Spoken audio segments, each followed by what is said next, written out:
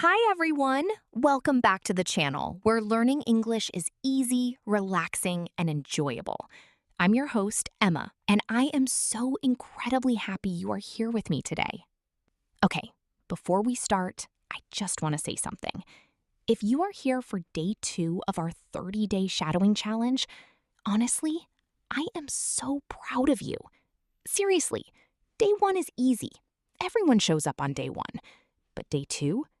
Day 2 is where the real magic happens. Day 2 is where you decide, you know what? I am actually going to do this. And that decision, right now, watching this video, that decision is going to change your English. I really believe that. And if this is your very first time here, welcome, welcome, welcome. You don't need to have watched day 1. You can just jump right in with me today. We are all learning together, one small step at a time. The hook. So here's the thing I want to tell you today. This lesson might be my favorite one so far, because today we are talking about movies. Yes, movies! Can you believe that watching movies, the thing you already love to do, the thing you do on your sofa with popcorn, that can actually make your English fluent? It's true!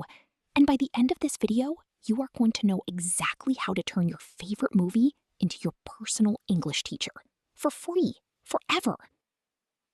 Now, before we go any further, I have a small favor to ask you. If you find this video helpful, could you hit that subscribe button right now? I know, everybody asks this, but honestly, it really helps me keep making these free lessons for you. And it means you won't miss day 3, day 4, all the way to day 30. We are building something together here. A little community of English learners who show up, who try, who don't give up. So please subscribe and let's keep going on this journey side by side. Also, quick reminder, because I know some of you get nervous when a teacher speaks fast. Don't worry about that here. I speak slowly, I speak clearly, I take my time with every single word because I want you to actually catch it, not just hear it fly past you. There is no rush here. We have all the time in the world. Okay, let me tell you a story. This actually happened to me a few years ago, and it's kind of embarrassing, but I think you'll relate to it. So, when I was in university, I had a roommate named Sophia. Sophia was from Italy, and her English was okay. Not bad, not great. She had studied English in school for years. Grammar books, vocabulary lists, all of that. But when she tried to actually speak, she froze. Her words came out stiff, like a robot. Hello, how are you today? Like that, you know? Very correct, but very wooden. No music in it. And I remember one night we were watching Toy Story together. Just relaxing, eating some snacks, nothing special.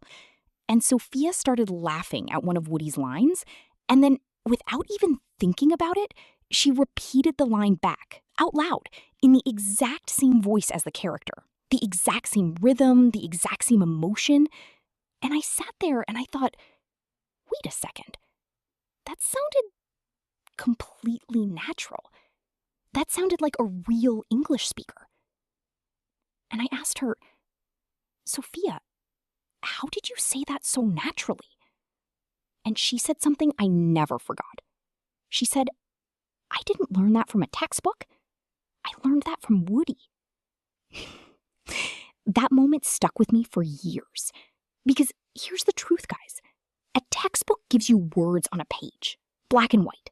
No feeling, no face, no situation. But a movie?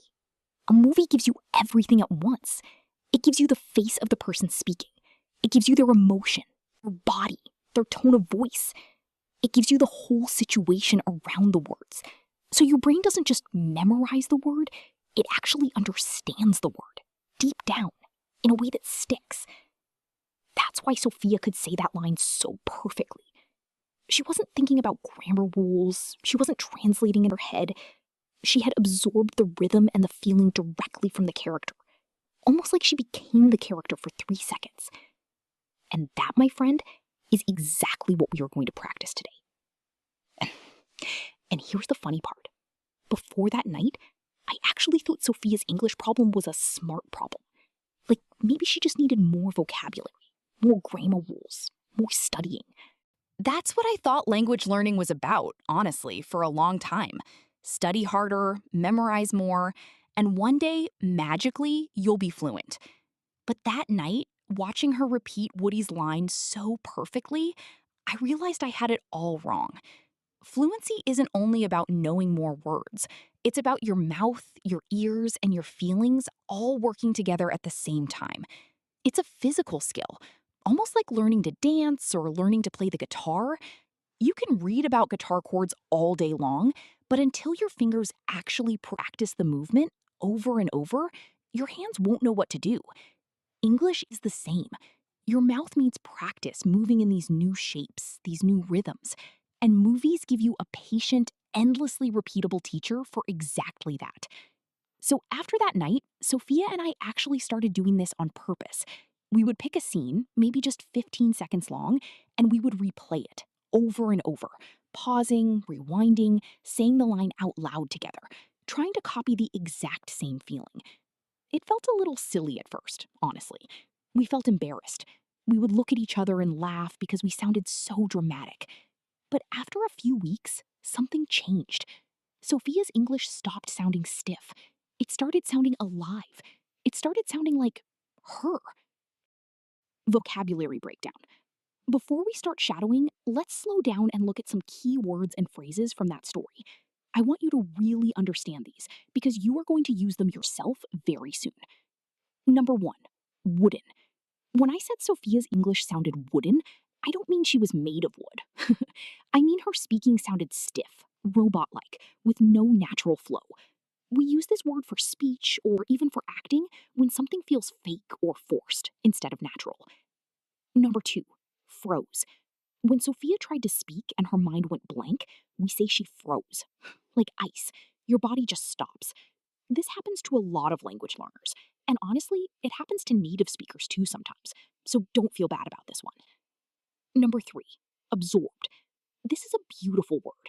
When Sophia absorbed the rhythm from the movie, it means she took it in naturally, without trying hard, almost like a sponge soaking up water.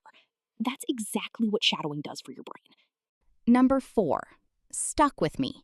When I said this story stuck with me, it means I remembered it for a long time. It made a strong impression on me. You can say, that movie really stuck with me, or her advice stuck with me for years. Number 5, on purpose. This means intentionally, not by accident. Sophia and I started shadowing scenes on purpose, meaning we planned it. We chose to do it deliberately. Number 6, stiff. Similar to wooden, but we use this word a lot for speaking or for the body. My English sounds stiff means it's not smooth, not relaxed. Number 7, catch it. When I said I want you to catch the words, not just hear them, this means truly understand and grasp what is being said, not let it just pass by you. Number 8, alive. When Sophia's English started sounding alive, this means full of energy and emotion, the opposite of that wooden robot feeling we talked about. And number 9, situational context. This is a slightly bigger phrase, but it's so important. It means the situation around the words. Who is speaking? Why? What emotion? What's happening around them? Movies give you this. Textbooks usually don't. Great job staying with me through all of that vocabulary. I know that was a lot, but understanding these words will help everything else in this video make so much more sense. Extensive shadowing practice.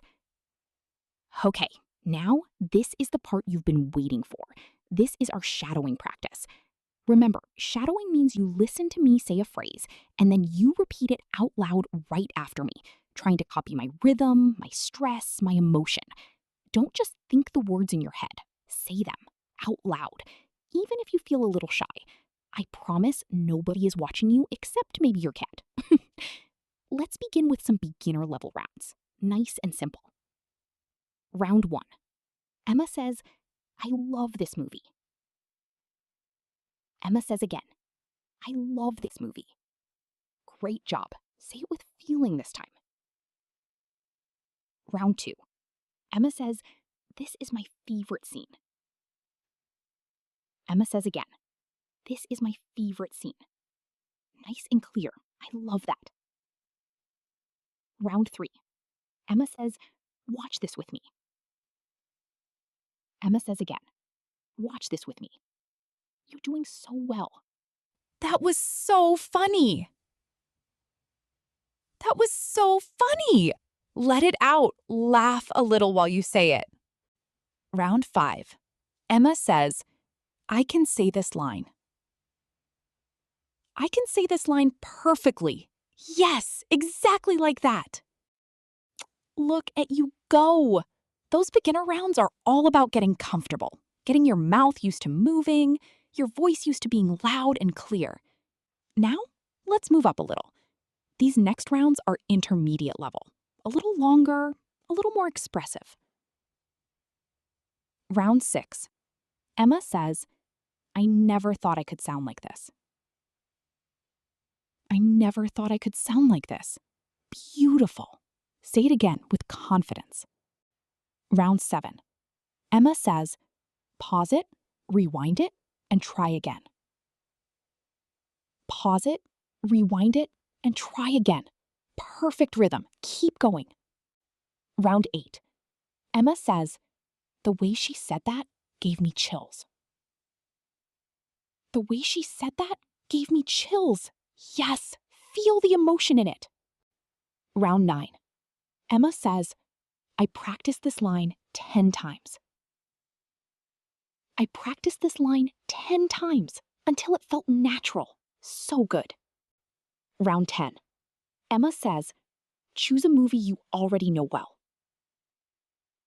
Choose a movie you already know well. That's the secret, remember? Warm nod. You're doing amazing. Seriously, I mean that. A lot of learners give up right around here because it feels hard. It feels tiring. But you kept going. That tells me something about you. Let's keep this momentum going with a few more intermediate rounds before we get to the big conversational ones. Round 11. Emma says, "Stress makes a word feel important." Stress makes a word feel important. Push a little harder on that keyword. Round 12. Emma says, "Speed changes the feeling of a sentence." Speed changes the feeling of a sentence. Slow down, then speed up, just like a wave. Round 13. Emma says, "Match the emotion in his voice." Match the emotion in his voice. Excited, sad, angry, whatever it is. Okay, now here comes the fun part. Conversational shadowing. These are longer, full sentences, almost like little scenes from a movie. Take your time, breathe, let your voice really act it out. Round 14. Emma says, "I can't believe you actually did that. That's incredible." Emma says again, "I can't believe you actually did that. That's incredible." Big energy, love it. Round 15. Emma says, "You don't need long words. You just need the right words, in the right order, with the right feeling." Say it slowly and proudly. Round 16. Honestly, this is the best decision I've made all week. Emma says again, "Honestly, this is the best decision I've made all week." Yes, that sounded so natural. Round 17. Just pick one line and shadow it like an actor until it feels like your own. Emma says again, just pick one line and shadow it like an actor until it feels like your own. Beautifully done. Okay, take a deep breath with me. In and out. You just completed 17 rounds of shadowing. 17! That is real, hard, focused work. And I hope you can feel a tiny bit proud of yourself right now, because I certainly am proud of you. Why this method actually works. Now, I want to take a moment and talk to you, friend to friend, about why this works so well, because understanding the why always helps us stay motivated. Think about how you learned your first language, your mother tongue, when you were a little baby. Nobody gave you a grammar book. Nobody said, "Okay, today we learned the past tense." No, you just listened. over and over to your parents, to cartoons, to the world around you. And slowly, without even trying, the sounds became words and the words became sentences. And one day, you just spoke. That is absorption, not memorization. And movies give your adult brain the closest thing to that childhood experience. When you choose a movie, choose something clear, something modern, something simple. Animated movies like The Lion King or Toy Story are honestly perfect for this. The characters speak clearly. Their emotions are big and easy to read on their faces. And here's a little secret trick. Choose a movie you've already seen in your own language. Why? Because then your brain isn't stressed trying to guess what's happening in the story. You already know the plot. So all of your energy, all of your focus can go straight to the English words and sounds. That's a huge difference. And please, please remember this. You do not need to shadow a whole movie or even a whole scene. One single sentence, practiced with love and attention 10 times, is worth more than 100 sentences said just once, carelessly. Quality over quantity, always. Notice 3 things when you shadow. First, stress. Which words does the speaker say louder, longer? That changes the whole feeling. Second, speed. Notice how speech moves like a wave, slower on important words, faster on the small connecting words. And third, emotion. Are they happy? Are they sad? Are they scared? Let your voice rise and fall the same way theirs does. And I know, this might feel embarrassing at first. It's okay to feel silly saying these lines out loud alone in your room, but I want you to push through that feeling just a little bit, because on the other side of that embarrassment is real, natural, beautiful English. Can I tell you something else? I actually think that little bit of embarrassment is a really good sign. It means you're stretching yourself. It means you're doing something new, something your mouth and your voice aren't used to yet. Think about it this way.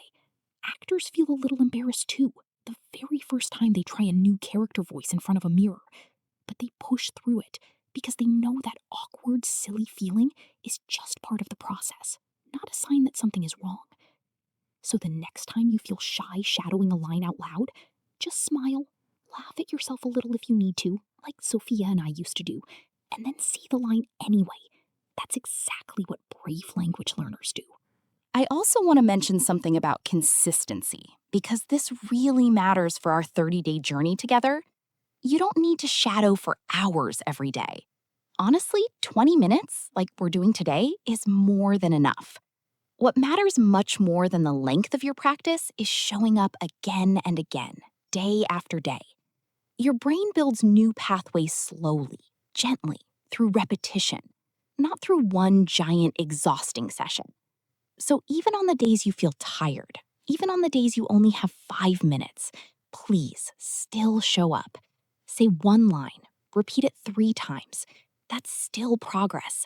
That's still you keeping your promise to yourself. Homework and outro. All right, my friend, here is your homework for today. I want you to go find a scene, in English, from a movie you love. It could be Toy Story, it could be anything, honestly. Whatever makes you smile. Pick just one single line from that scene, just one, and shadow it out loud 10 times until you can say it with the exact same voice, the exact same emotion, the exact same rhythm as the character. Then come back here to the comments below and tell me which line you chose. I read every single comment, and honestly, it makes my whole day when I see you showing up, trying, doing the work. I want to celebrate you. And if you want to make this even more powerful, try recording yourself on your phone while you shadow the line, and then listen back to it. I know, listening to your own voice can feel a little strange at first. Almost everyone feels that way. But comparing your recording to the original character's voice is one of the fastest ways to notice exactly where you can improve, whether it's your stress on a certain word, your speed, or your emotion. Don't judge yourself harshly when you listen back, though.